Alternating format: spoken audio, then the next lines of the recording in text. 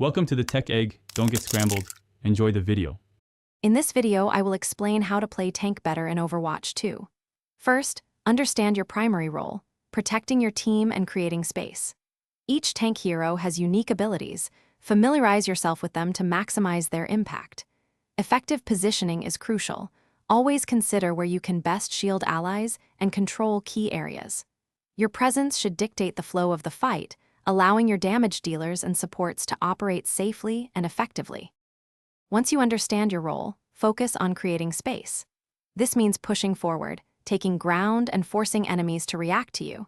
Use your abilities like Vaz Defense Matrix or Reinhardt's Barrier Field to absorb incoming damage while your team advances. Disrupt enemy positions with charges or stuns, isolating key targets for your damage heroes. Consistent pressure is vital to prevent the enemy from gaining control. While creating space is important, protecting your backline is equally critical. Always be aware of enemy flankers trying to target your support heroes.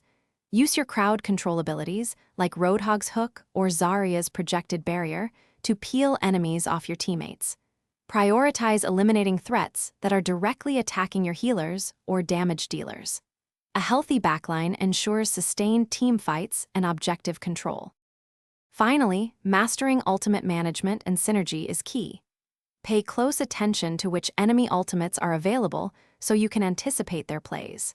Communicate with your team to combine your ultimate with theirs for devastating combos, like a Graviton Surge followed by a Dragon Strike.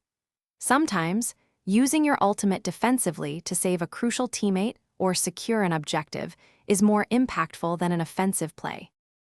Thanks for watching. Consider subscribing if I helped unscramble your problems.